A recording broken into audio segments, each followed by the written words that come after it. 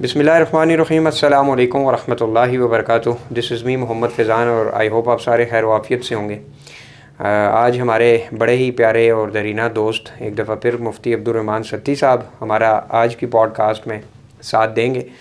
मुख्तलिफ़ टॉपिक हैं जो रिलेटेड हैं इस्लाम से और मुआशरे में जो आम मुसलमान को कलमा गो को मसाइल आते हैं उसी से रिलेटेड जो क्वेश्चंस हैं वो डिस्कशन हमारी इससे रिलेटेड जो है जारी होगी। सबसे पहले तो मुफ्ती साहब आपका शुक्रिया कि आपने हमें वक्त दिया। और पहला जो हमारा सवाल है मुफ्ती साहब वो आपसे ये है कि इस्लाम में जो सियासत है ये किस हद तक ज़रूरी है या इसकी क्या अहमियत है दीन इस्लाम में। बिस्मिल्लाहिर्रहमानिर्रहीम। इस्लाम में सियासत का मकाम, इसको समझने से पहले कुछ दो तीन तमहीदी बातें समझना ज़रूरी है। फैज़ान भाई, इस वक्त दुनिया में दो किस्म के नज़रियात पाए जाते हैं और ये दोनों नज़रियात इफ़रात व तफरीत का शिकार हैं, दोनों अपनी इंतहाओं को पहुँचे हुए। एक तो है सेकुलरिज़म का नज़रिया, यानी मज़हब का रियासत, सियासत, हुकूमत, मुआशरत, मईशत, मामलात से कोई ताल्लुक़ नहीं है। मज़हब जो है ये इंसान की इनफरादी ज़िंदगी का मामला है। तो ये जो सेकुलरिज़म का नज़रिया है ये ईसाई थियोक्रेसी की ख़राबियाँ सामने आने के बाद रद्द अमल के तौर पर सामने आया। पापाइयत के ख़िलाफ़, मुतलक़ुल इनान जो पापाइयत थी चर्च, उसके ख़िलाफ़। फिर जो दुनिया में सेकुलर जमहूरियत परवान चढ़ी है तो उसके साथ ही इस नज़रिए को भी कबूलियत आम्मा हासिल होती चली गई। यहाँ तक कि आपने अपने मुआशरे में ऐसे जुमले लोगों की ज़ुबान से सुने होंगे कि भाई दीनदार आदमी का सियासत से क्या ताल्लुक़ है या मौलवी का सियासत से क्या ताल्लुक़ है। यह है सेकुलरिज़म का नज़रिया कि मज़हब का रियासत से, सियासत से, हुकूमत से किसी किस्म का कोई ताल्लुक़ नहीं है। ये नज़रिया भी गलत है। नंबर दो, कुछ लोग वो हैं जो ये बात कहते हैं कि इस्लाम का मकसूद असली जो है या ये कि इंसान की बेइज्जत का, इंसान को भेजने का जो मकसद असली है वो है एक आदिलाना सियासी निज़ाम का क़याम। गोया कि उन्होंने इस्लाम और इंसान की बेइज्जत का असल मकसद ही इस चीज़ को करार दिया है कि एक आदिलाना सियासी इस्लामी निज़ाम का क़याम। ठीक। अब ये नज़रिया भी बुनियादी तौर पर गलत है।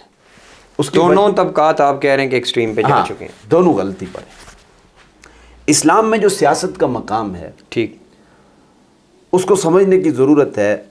ये कि इस्लाम ने ज़िंदगी के हर शोबे के मुताल्लिक़ हिदायत और अहकामात और तालीमात जारी की हैं। अब कोई कल आदमी उठे, मिसाल के तौर पर कहे कि इस्लाम में तिजारत के बहुत ज़्यादा अहकामात आए हैं, बहुत ज़्यादा तालीमात और हिदायत इस्लाम ने जारी की हैं, लिहाजा इंसान की ज़िंदगी का बेइज्जत का असल मकसद ही क्या है? तिजारत। वो यूँ भी तो कह सकता है। बजा फरमाया। कल कोई एक और बंदा उठेगा, वो यूँ कहेगा कि देखो निकाह के मुताल्लिक़ भी इस्लाम ने बहुत सारे अहकामात जारी किए हैं, बहुत सारी तालीमात, बहुत सारी हिदायत, लिहाजा निकाह जो है ये भी इंसान की ज़िंदगी का और इस्लाम का मकसूद असली है। तो कोई यूँ भी कह सकता है। हमें सबसे पहले समझने की ज़रूरत है कुरान मजीद की उस आयत को कि अल्लाह ताला ने जो इंसान की बेइज्जत का मकसद बयान किया है कि वमा खलक़तुल जिन्ना वल इंसा इल्ला लियाबुदून, कि मैंने जिन्न व इंस को सिर्फ़ अपनी इबादत के लिए पैदा किया। अब इंसान की बेइज्जत का जो मकसद असली है वो ये है कि इंसान अल्लाह की बंदगी में आ जाए। इंसान को अल्लाह ने अपनी इबादत, अपनी परस्तिश के लिए पैदा की। अब इबादत का जो मजमुआ है ये है इंसान की बेइज्जत का असल मकसद। ठीक हो। अब इबादत दो किस्म की हैं। कुछ इबादत वो हैं कि जो बिज़ात हैं, यानी बिला वास्ता, जिनको हम कह सकते हैं, जैसे नमाज है, रोज़ा है, हज है, ज़कात है। ये वो इबादत हैं कि जिनसे सिर्फ़ और सिर्फ जो है اللہ کی پرستش مقصود ہے، کوئی اور چیز تو مقصود نہیں ہوتی۔ بے شک۔ تو یہ عبادات بالذات کہلاتی ہیں۔ عبادات کی دوسری جو قسم ہے وہ ہے جو بالواسطہ عبادات ہیں۔ اب بالواسطہ عبادات کون سی ہیں؟ جیسے سیاست ہے، تجارت ہے، معیشت ہے، یہ بالواسطہ عبادات ہیں۔ یعنی سیاست بالذات کوئی عبادت تو نہیں ہے نا، یا تجارت بالذات عبادت تو نہیں ہے۔ بجا فرمایا۔ اب سیاست میں اگر آپ کی نیت اچھی ہوگی، سیاست میں آپ اللہ تعالیٰ کے احکامات کی پیروی کر کے چلیں گے، تو آپ کی یہ جو حسن نیت ہے، اللہ کی رضا جوئی ہے، یہ اسے ایک عبادت بنا دے گی۔ لیکن اگر یہی سیاست ان تمام احکامات سے ہٹ کر ہوگی، اللہ تعالیٰ کے، اللہ کی رضا جوئی سے ہٹ کر ہوگی، آپ کی نیت ٹھیک نہیں ہوگی، تو یہ آپ کے لیے وبال جان بن جائے گی یہ عبادت۔ تو گویا کہ سیاست کو جس چیز نے عبادت بنایا ہے وہ آپ کی حسن نیت ہے۔ ٹھیک ہے۔ تو یہ بالواسطہ عبادات ہیں، سیاست ہے، تجارت ہے، اور جتنے ایسی عبادات ہیں۔ اب بات مزید سمجھنے کی یہ ہے کہ انسان کی بعثت کا اصل مقصد تو مجموع عبادات ہے، ٹھیک ہے، اللہ کی بندگی۔ ٹھیک ہے۔ ہم یوں کہہ سکتے ہیں کہ یہ جو بالواسطہ عبادات ہیں، ان عبادات میں سب سے زیادہ اہمیت کی عبادت ٹھیک ہے، کون سی ہے؟ ٹھیک سب ہے، سے زیادہ اہمیت کی عبادت، ٹھیک ہے۔ تو سب سے زیادہ جو اہمیت کی عبادت ہے وہ یہی ہے ان بالواسطہ عبادات میں، بالذات عبادات کی بات نہیں کر رہا ہوں، بالواسطہ عبادات کی۔ ان میں یہ کہ انسان سیاسی طور پر ایک عادلانہ نظام کے قیام کی جد و جہد کرے، ٹھیک، اس کو ہم ترجیح دے سکتے ہیں، ٹھیک، دے سکتے ہیں، لیکن انسان کی بعثت کا مقصد اصلی قرار نہیں دے سکتے۔ اور اس میں حضرت جو کہ ہماری، میں آڈینس کے لیے یہ آسانی کروا دوں کہ اگر کسی نوجوان کا یا کسی بھی شخص کا یہ عقیدہ ہو کہ دنیا میں انسان کا آنے کا مقصد ہی صرف اور صرف سیاسی غلبہ ہے، تو کیا یہ اسلاف کی اور جو جمہور مفسرین نے اس آیت کی، یا آپ کہہ لیں کہ اسلام کی جو من حیث ایک مسلمان کی جو حیثیت ہے دنیا آنے میں، یہی تشریح کی ہے، یا اس سے الگ ہے جو آپ کہہ رہے ہیں؟ اگر کوئی ایک بندہ کہے کہ صرف اور صرف سیاسی غلبہ ہی انسان کا دنیا میں آنے کا مقصد ہے، اگر کسی کا یہ عقیدہ ہو تو؟ اگر کوئی شخص یہ بات کہتا ہے کہ انسان کی بعثت کا مقصد صرف اور صرف سیاسی غلبہ ہے، ٹھیک، تو وہ غلطی پر ہے۔ کیوں؟ اس لیے کہ اس کا مطلب یہ ہے کہ وہ شریعت کے باقی جتنے احکامات ہیں ان احکامات کو وہ اس فکر کے تابع بنا رہا ہے کہ انسان کی بعثت کا اصل مقصد تو ہے سیاسی غلبہ، لہذا باقی جتنے احکامات ہوگے وہ اس کے کیا ہوگے؟ تابع ہوگے۔ اچھا، یہاں حضرت جو کہ ہماری سلسلہ ایسا ہے پوڈ کاسٹ کا کہ ہماری کوشش ہوتی ہے کہ زیادہ سے زیادہ لوگوں کے سوالوں کے جواب آئے۔ ابھی ایک بہت مشہور بات ہو رہی ہے سوشل میڈیا پہ بہت سے اسپیکرز کی طرف سے کہ وہ کہہ رہے ہیں کہ یہ تزکیہ کا کوئی کنسیپٹ ہی نہیں ہے اسلام میں، جب تک آپ سیاسی طور پہ غالب نہیں آتے تو یہ تزکیہ نفس یہ الگ سے کوئی دین ہے، اس کا اسلام میں کوئی تصور نہیں ہے۔ اب میرے جیسا نالائق بندہ جب سیرت پڑھتا ہے، اور سیرت بھی کسی ایک مکاتب فکر کی نہیں، چاہے وہ دیوبندی ہو، چاہے وہ اہل حدیث ہو، چاہے وہ بریلوی ہو، تو وہاں تو یہ ملتا ہے کہ نبی صلی اللہ علیہ وسلم نے تو تربیت اور کردار سازی پہ بہت زور دیا ہے، ریاست قائم ہونے کے بعد بھی اور ریاست قائم ہونے سے پہلے بھی۔ تو اگر کوئی شخص یہ کہے کہ ان کا کوئی لینا دینا ہی نہیں ہے، یہ تزکیہ نفس وغیرہ کچھ بھی نہیں ہے، سب سے پہلا کام ہے جب تک سیاسی غلبہ نہیں ہوتا تو آپ ان چیزوں میں نہ پڑیں، تو کیا یہ درست ہوگا؟ یہ لوگ غلطی پر ہیں بنیادی طور پر۔ ٹھیک، اس کی وجہ یہ ہے کہ جب یہ بات وہ کہتے ہیں کہ انسان کی بعثت کا مقصد اصلی یا اسلام کا مقصود اصلی وہ سیاسی غلبہ ہے، تو باقی جتنے احکامات ہیں ان کی اہمیت کم کر دیتے ہیں۔ ایسا ہی ہوتا پھر ہے۔ وہ یہ لوگ جو لوگ تزکیہ نفس پر کام کر رہے ہیں، یا جو لوگ تعلیم و تربیت پہ کام کر رہے ہیں، یا جو لوگ واعظ پر کام کر رہے ہیں، یا جو لوگ ممبر و محراب کے اوپر داعی ہیں، یا جو لوگ دعوت کا کام کر رہے ہیں، تو وہ ان کاموں کو اہمیت نہیں دیتے اور ان کو حقارت کی نگاہوں سے دیکھتے ہیں کہ یہ کوئی دین کا کام نہیں کر رہے، دین کا اصل کام تو ہم کر رہے ہیں۔ یہ لوگ پھر یہ غلطی کھا جاتے ہیں۔ سوسائٹی میں یہ چیز دیکھنے کو ملی ہے، ایسے ہی ہے بالکل۔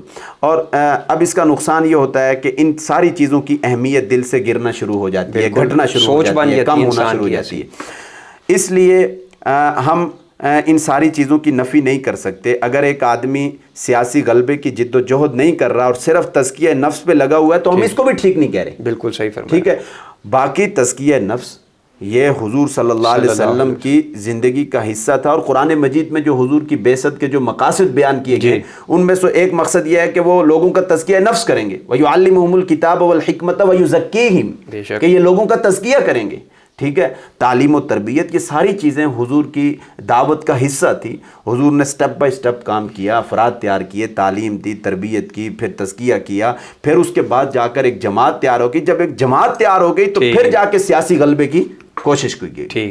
تو یہ کہ اب ہم نے دونوں چیزیں سامنے رکھنی ہے. ہم نے تعلیم و تربیت، تزکیہ نفس، ان چیزوں کو بھی اہمیت دینی ہے، اور اس کے ساتھ ساتھ ہم نے سیاسی غلبے کی بھی جد و جہد کرنی ہے، من حیث الفرد بھی کرنی ہے، اور کوشش یہ کرنی ہے کہ ایسی جماعت وجود میں آ جائے کہ جو اسلام کے سیاسی نظام کو غالب کر دے. ٹھیک. آج ہماری جو دینی درسگاہیں ہیں یا مذہبی درسگاہیں جن کو وہاں پر بھی یہ فقدان پایا جاتا ہے کہ وہ لوگ صرف تعلیم و تعلم، درس و تدریس تک ہی محدود ہو کر رہ گئے، یا جو خانقاہیں ہیں وہ تزکیہ نفس تک ہی محدود ہو کر رہ گئی، بلکہ انہیں ان چیزوں کے ساتھ ساتھ سیاسی غلبے کی بھی جد و جہد کرنی چاہیے اور اسے اہمیت دینی چاہیے، کہ کیونکہ جب تک سیاسی غلبہ نہیں ہوگا اسلام کا، اس وقت تک پوری شریعت پر عمل کرنا یہ ممکن نہیں ہوگا. پوری شریعت پر عمل، پوری شریعت پر عمل تب ہوگا کہ جب سیاسی طور پر مسلمان غالب ہوں گے، اقتدار مسلمانوں کے ہاتھ میں آ جائے. ٹھیک.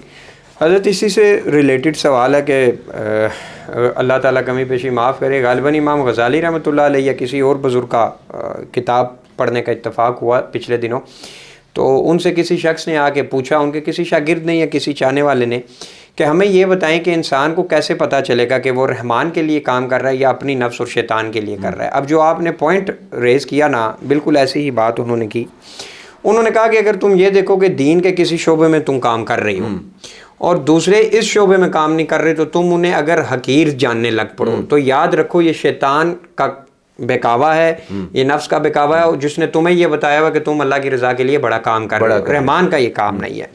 دوسری انہوں نے یہ وجہ بتائی کہ اگر کوئی انسان دین کے کسی ایک شعبے میں کام کر رہا ہو، دوسرا انسان کام کر رہا نہ ہو، تو وہ اپنے کام کو چھوڑ کے زیادہ ٹائم جو ہے اس پہ تنقید پہ دے، تو یہ بھی مومن کا یہ معاملہ نہیں ہے.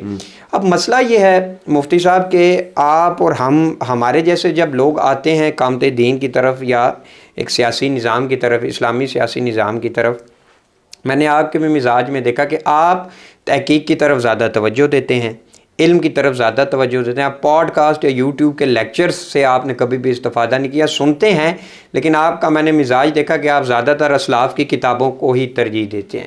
اچھا، میں نے بھی اپنے اندر جب سے یہ عادت لائی تو کافی چیزیں میرے ذہن پہ کھلی.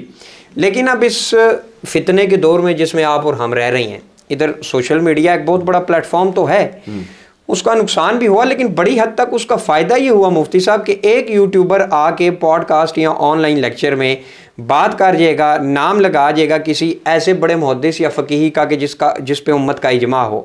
اب جس بچے اور بچی نے اس محدث یا فقیہی کو پڑھا ہی نہ ہو اور وہ یوٹیوبر اس کا نام لگا کے بیچ میں کچھ اپنے نظریات بھی مکس اپ کر دے، جھوٹ موٹ کر دے، تو وہ خود تو گمراہی کے دلدل میں جائے گا اور اتنے ہزاروں لاکھوں لوگوں کو بھی لے کے جائے گا. کیونکہ میں نے خود دیکھا ہے کہ بعض لوگوں نے کہا جی کہ امام ابو حنیفہ رحمۃ اللہ علیہ نے یہ فرمایا.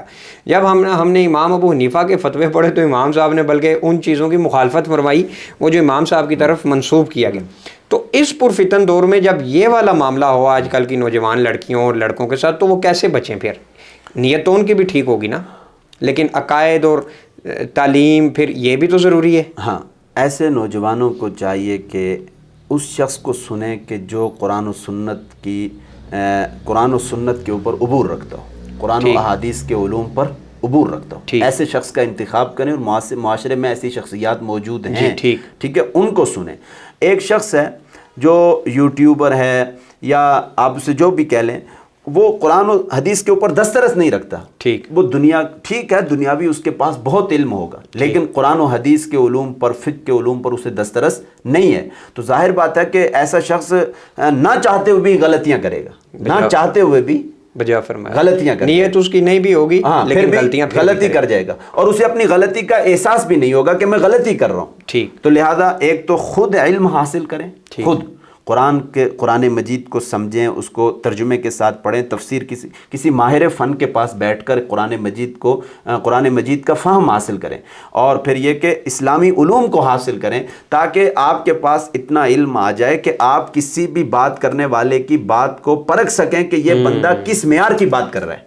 خود اتنی ریسرچ کریں. خود تو آج تو ماشاءاللہ علم کے بہت ذرائع موجود ہیں. پہلے زمانے میں طویل سفر کرنے پڑتے تھے, اب تو ماشاءاللہ گھر کے اندر آپ کو علم پہنچ رہا ہے. تو آپ اگر حاصل نہیں کر رہے تو اس کا مطلب ہے کہ آپ اگر کسی کی بات کے اوپر اندھا اعتماد کر رہے ہیں تو وہ بتانے والا اگر کوئی غلط بات, وہ مجرم ہے تو مجرم آپ بھی ہیں. آپ نے علم حاصل کیوں نہیں کیا, سمجھ آیا؟ تو اس لیے جو لوگ ایسی غلطیاں کر رہے ہیں, پہلی بات ہے کہ انہیں دین کے وہ مسائل چھیڑنے ہی نہیں چاہیے جن کا ان کے پاس علم نہیں ہے. اور پھر نوجوانوں کو بھی, نوجوان نسل کو بھی, چاہے مرد ہیں یا عورتیں ہیں, انہیں بھی چاہیے کہ وہ علم حاصل کریں تاکہ وہ خود کسی ایک بنیاد کے اوپر کھڑے ہو جائیں, وہ کسی دوسرے کی بات کو پرکھ سکیں. اچھا, اس کا مفتی صاحب ایک نقصان سوسائٹی میں یہ ہوتا ہے کہ ہمیں کوئی تقریباً 2 سے 3 مہینے پہلے ایک بچی کا مجھے میسیج آیا, غالباً 15 سے 16 سال کی بچی ہوگی. اس نے کہا جی کہ فیضان بھائی میرا جی چاہ رہا ہے کہ میں اپنی چچی ہے نا, جو میری چچی ہے, میں اس کی طلاق دلوا دوں. اب میں بڑا پریشان, میں نے کہا بیٹا آپ کو پتہ ہے کہ آپ طلاق دلوانے کے بعد کے جو معاملات ہیں کیا ہیں, اور ایسا کیوں, آپ کا یہ ذہن کیوں بنا؟ تو اس نے کہا فیضان بھائی اللہ کے نبی صلی اللہ علیہ وسلم نے یہ فرمایا کہ کسی عورت کو اگر پتہ چل جائے کہ میرا شوہر 2 نمبر ہے اور وہ پھر بھی اس کے پاس جائے تو اللہ رب العزت اس پہ لعنت بھیجتا ہے. میں نے کہا بیٹا میں نے تو زندگی میں کبھی ایسی حدیث کہیں سی نہیں پڑھی نہ سنی. تو میں نے کہا کہ آپ نے کیا خود پڑھی؟ تو اس نے کہا نہیں. میں نام نہیں لیتا, لیکن اس نے ایک وائرل سپیکر ہے تو ان کی ویڈیو بھیج دی. اس نے کہا جی دیکھیں یہ حدیث بیان کر رہے ہیں. تو میں نے اسے پھر یہ کہا بچی کو کہ آپ کو میں 2 ہفتے کا ٹائم دیتا ہوں, آپ دیکھیں کہ ایسی کوئی حدیث ہے.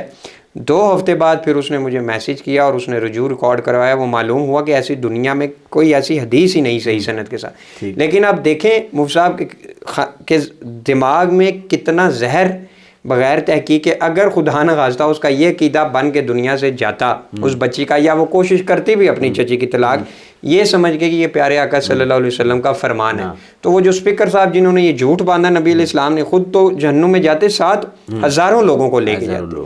تو اس آپ کی بات کی تائید یہ واقعہ بھی کر رہا ہے کہ بغیر ریسرچ کے آپ کا چاہے وہ استاد ہی کیوں نہ ہو. میرے استاد نے ایک بڑی خوبصورت بات کہی. میں نے ان سے کہا استاد جی کہ آپ کی کئی باتوں سے نا مجھے ویسے ہی اختلاف ہوتا ہے, تو کیا میں آپ سے کروں تو یہ گستاخی تو نہیں ہے؟ انہوں نے کہا کہ اگر تو میں غلط ہوں تو یہ گستاخی نہیں ہے, تیرا میرے پہ احسان ہوگا, اور اگر میری کوئی بات غلط ہو اور تو خاموش رہا تو میں تو گمراہی پہ جاؤں گا, تو بھی اس میں جائے گا. تو اہل حق اور اہل علم آپ والی بات ہر دور میں موجود ہے. اچھا, اب مفتی صاحب اس کو لے کے تھوڑا سا آگے چلتے ہیں. کوسچنز بہت سے آتے ہیں. پہلا تو ٹاپک جو ہے وہ آپ نے بڑے خوبصورت طریقے سے کور کیا. اب ہمیں یہ بتائیں مفتی صاحب کہ اس پرفتن دور میں ہر بندہ جو ہے, اور کوئی 50 جماعتیں بن گئی ہیں اقامت دین کے نام پہ, کسی کا کوئی نظریہ, کسی کا کوئی منہج, ہر بندہ کہتا ہے کہ ہم نے یہ استدلال آپ صلی اللہ علیہ وآلہ وسلم کی سیرت سے کیا ہے, اور ہر بندہ کہتا ہے کہ ہم قرآن اور سنت پہ چل رہے ہیں. اب بہت سے سوال یہ بھی آتے ہیں کہ فیضان بھائی اس پرفتن دور میں پھر کریں کیا؟ 50 تو جماعتیں بن گئی ہیں جو کہہ رہی ہیں جی کہ دین کا سیاسی غلبہ آنا چاہیے, تو پھر ہم کیا کریں؟ کیا ایک کسی جماعت میں جانا لازم ہے ہمارے لیے, یا ہم انڈیویجولی طور پہ جو اس قسم کی جماعتیں ہیں ان کا جماعت کا ٹیگ لگائے بغیر ان کا بازو بن کے ساتھ دیں ان کا؟ پہلی بات تو یہ ہے کہ ہمیں ان جماعتوں میں پرکھنا ہوگا کہ صحیح معنوں میں کون لوگ کام کر رہے ہیں. ٹھیک ہے. ہم چونکہ جس معاشرے میں رہ رہے ہیں اور جس سوسائٹی کا ہم حصہ ہیں ملک پاکستان میں, یہاں پر ہمیں ابھی دعوتی بنیادوں پر کام کرنا ہے. ٹھیک. اور ایسی جماعت کا حصہ بننا ہے کہ جو صحیح معنوں میں جو فروعی اختلافات سے دور ہو. ٹھیک. اور آپس کے جھگڑوں میں نہ پڑتی ہو. ایسی کوئی جماعت ہو تو ہم اس کا حصہ بنیں. ٹھیک. اور اس جماعت کے ساتھ مل کر ہم اسلام کی دعوت اور اقامت دین کے اوپر کام کریں. ٹھیک. کیونکہ یہ کام صرف ایک فرد کے کرنے کا نہیں ہے. جی.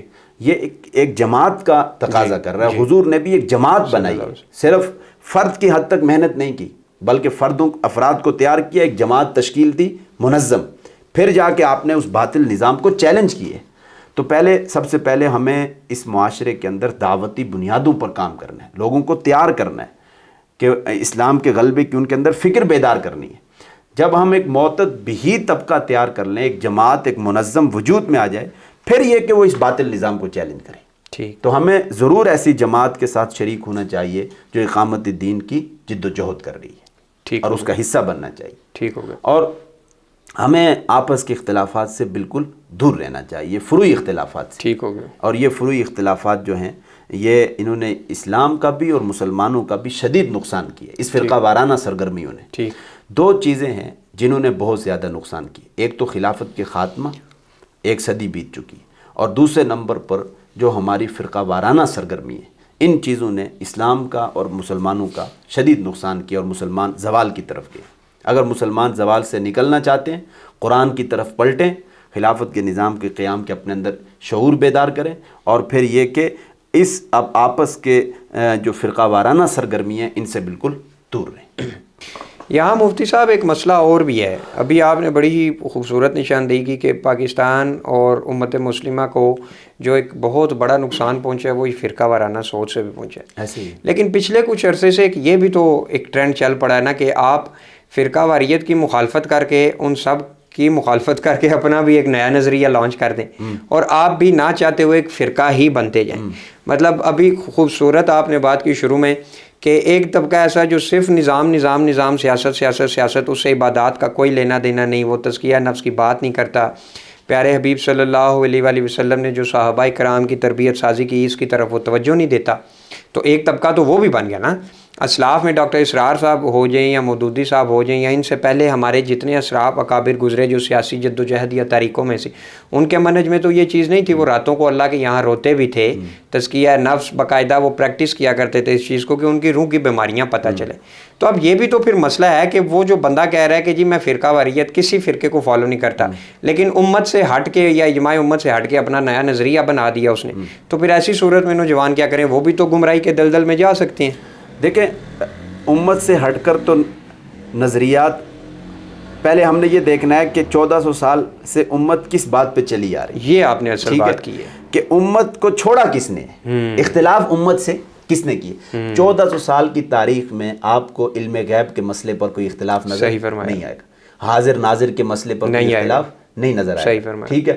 اور یہ جتنے مسائل ہیں، کیا کہتے ہیں اس کو، بریلوی دیوبندی، ان پر ماضی میں آپ کو اختلافات نظر نہیں آئیں گے. اہل حدیث مکتب فکر کا جو معاملہ ہے، چلیں یہ فروعی مسائل میں اختلافات چلتا رہا، رفع الیدین، ترک رفع الیدین، آمین بالجہر، آمین بالسر، لیکن ان چیزوں کو کسی نے یہ نہیں کہ انہی کو مقصود اصلی بنا لیا ہو. ساری توانائی کفر اور ایمان کی جنگ نہیں بنائی، کفر اور ایمان، اور یہ کہ کیا کہتے ہیں اس کو، رفع الیدین کریں گے تو نماز ہو جائے گی، رفع الیدین نہیں کریں گے تو نماز نہیں ہوگی. یعنی اس طرح کے جواز اور عدم جواز کی بحثیں نہیں بنایا. یہ ترجیح دلائل کو کس کو ہے کس کو نہیں ہے، یعنی ترجیحات کا اختلاف تھا، کوئی جواز اور عدم جواز کا اختلاف نہیں تھا.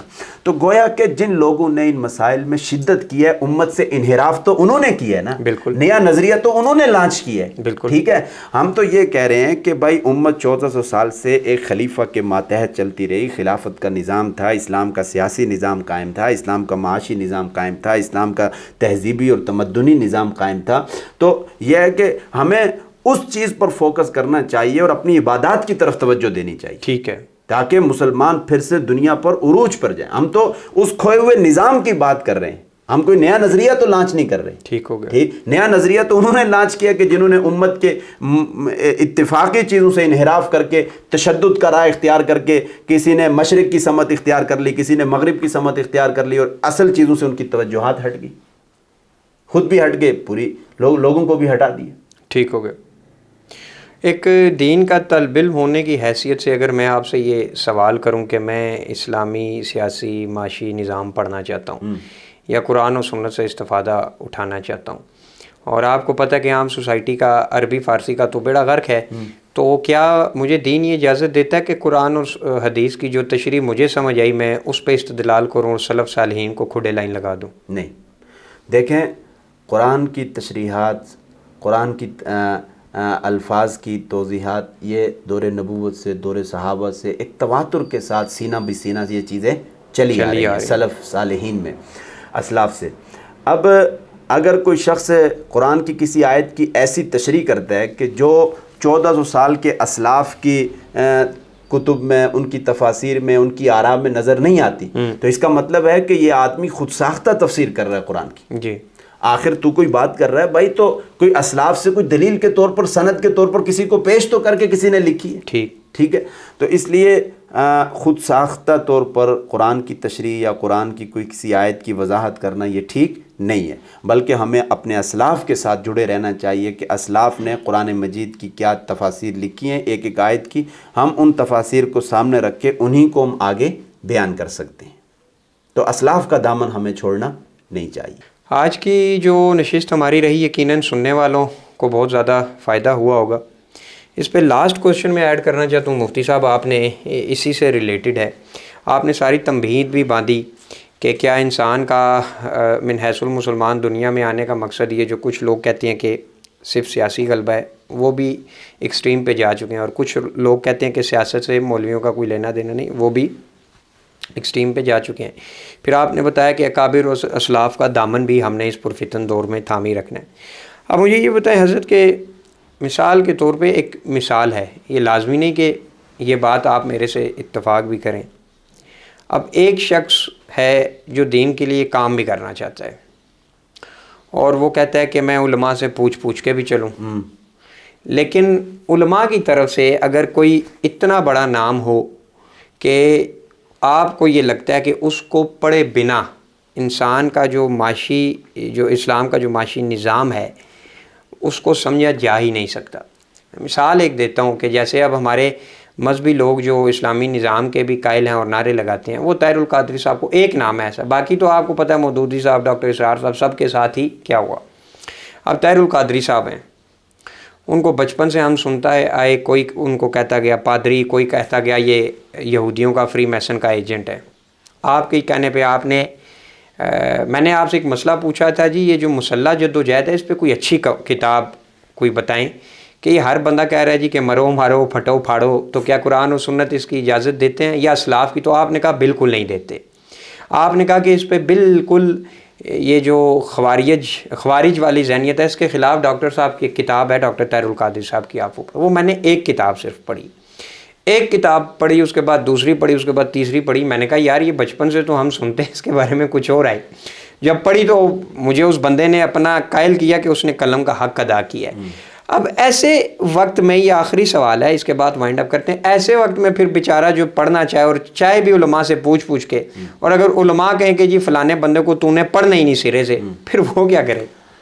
دیکھیں، اسلامی نظام پر پڑھنے کے حوالے سے جو بر صغیر کی موزوں ترین شخصیات ہیں ان میں مولانا امین احسن اصلاحی کی شخصیت ہے، ٹھیک، اس میں مولانا مودودی کی شخصیت ہے، ٹھیک، ڈاکٹر اسرار رحمۃ اللہ علیہ کی شخصیت ہے، اور دیوبندی فکر میں مولانا عبدالباقی حقانی کی شخصیت ہے، ٹھیک، مفتی تقی عثمانی صاحب کی شخصیت ہے، ٹھیک، اور اسی طرح اور بھی بہت ساری شخصیات ہیں جو اس حوالے سے جن کو ہم پڑھ سکتے ہیں.